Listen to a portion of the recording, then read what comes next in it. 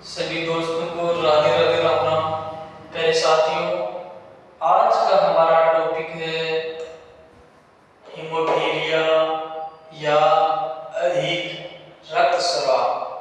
देखो, ये टॉपिक बहुत ही महत्वपूर्ण है। यहाँ से प्रश्न पूछे जाते हैं। सभी विद्यार्थी पहले बोर्ड की तरफ ध्यान दो। देखो, ये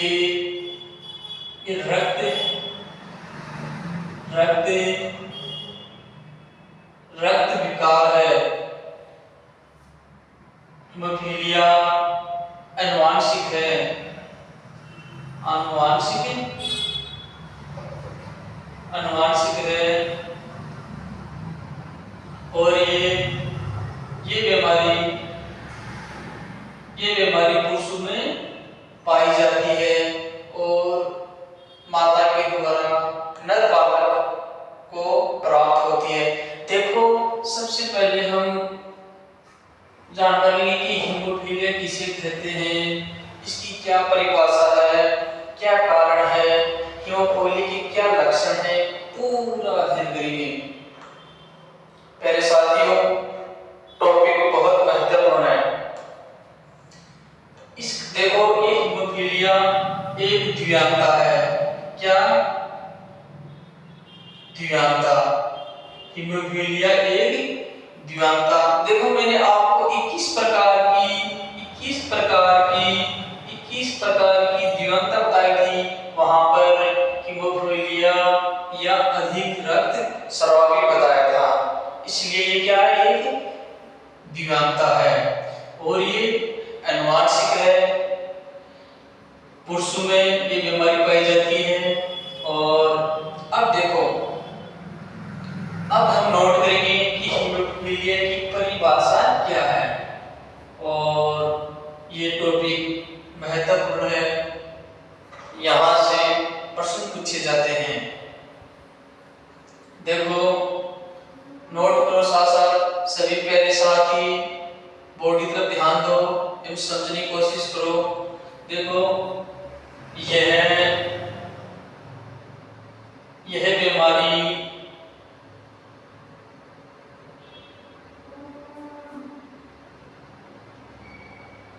रक्त विकार है। देखो, यदि किसी बालक के छोटी सी चोट लगने के बाद में रक्त रुकता नहीं है, बहता ही रहता है, तो उसे क्या बोलते हैं? अधिक रक्तस्राव या हीमोफीलिया। इसके अंदर यानी रक्त का थक्का नहीं बनता है, तो ये बालक के लिए ये बीमारी बहुत ही हानिकारक है। देखो, ये बीमारी रक्त का विकार है। अगली लाइन लिखेंगे,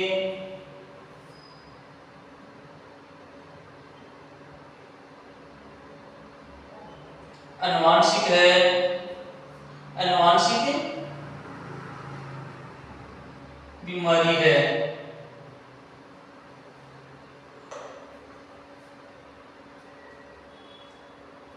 नर बालक को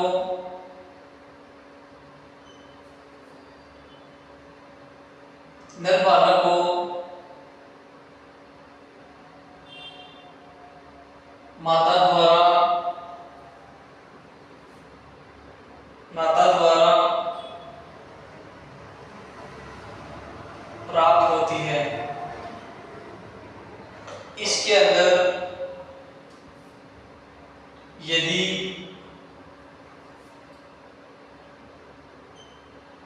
बालक को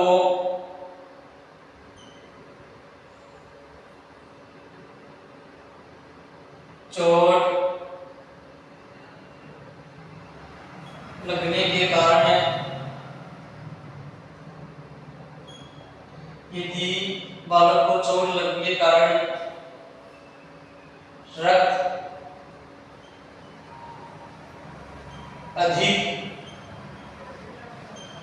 अधिक मात्रा में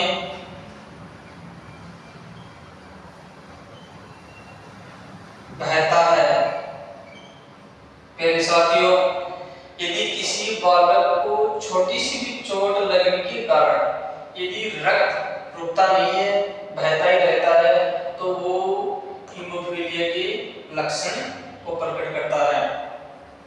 देखो हीमोफीलिया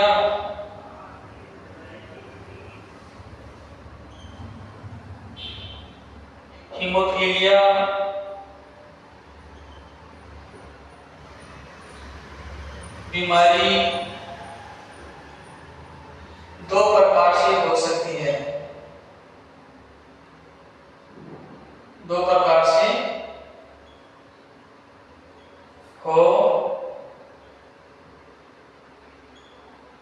सकती है, जो निम्न प्रकार है। पहली है हीमोफीलिया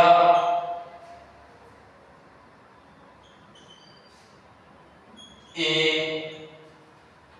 दूसरी है हीमोफीलिया बी। देखो अब हम इसके लक्षणों के बारे में अध्ययन करेंगे। पहले साथियों नोट करो, नोट करो।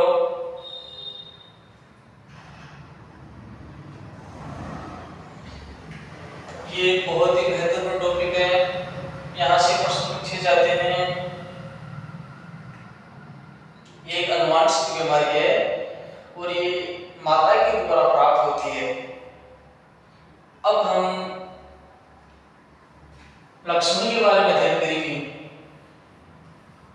इसके क्या क्या लक्षण होते हैं।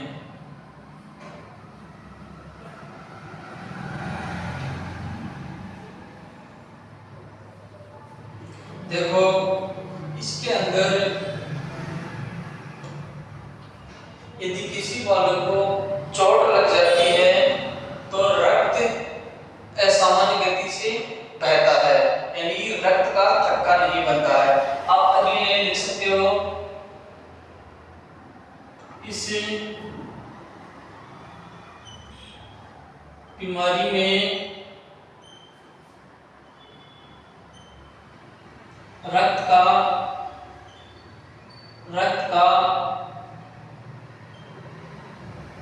थक्का नहीं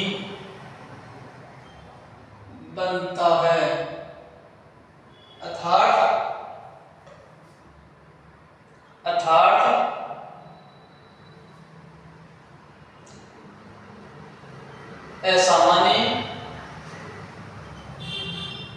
असामान्य रूप से बहता है। अब हम इसके लक्षणों के बारे में अध्ययन करेंगे कि क्या क्या लक्षण होते हैं।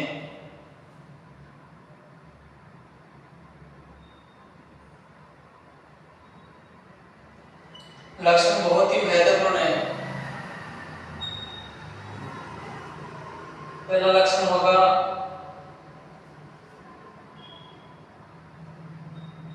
शरीर के अंदर या बाहर रक्त बलून या खून बलून, बात एक ही है। रक्त शरीर के अंदर बाहर या अंदर रक्त का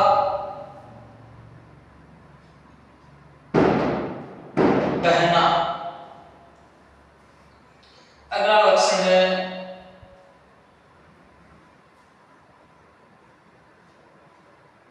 नाक में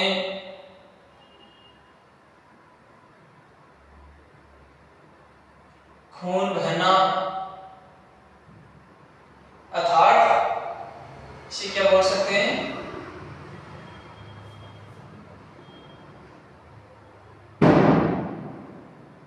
नक्सीर आना। यदि किसी बालक में नाक में खून बहता है तो हीमोफीलिया का लक्षण है। अगला लक्षण होगा हमारा, ये लक्षण बहुत ही महत्वपूर्ण है,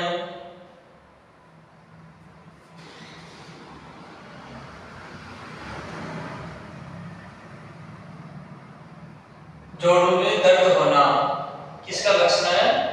हीमोफीलिया का। अगला है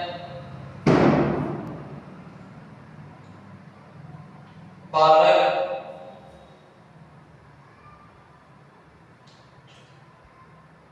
चिड़चिड़ा,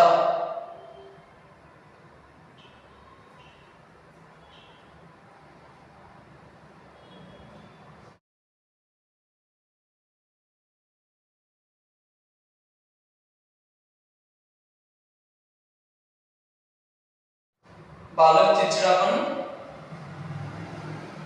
होना।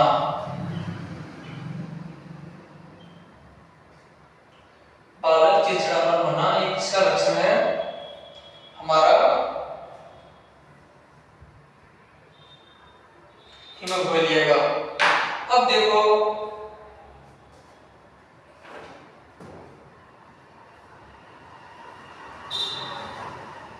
अगला लक्षण हमारा है, ये नोट करो पहले विद्यार्थी साथ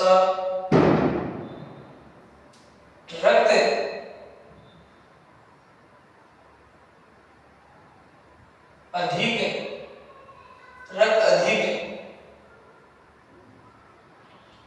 मात्रा में बहना। देखो शरीर के अंदर या बाहर रक्त का बहना, खून, नाक में खून बहना, फिर मक्सी आना, जोड़ों में दर्द, बालक चिड़चिड़ापन होना, ये किनके लक्षण हैं? हीमोफीलिया के। देखो पहले साथियों किस कारण होता है? कारण इसका एक महत्वपूर्ण कारण है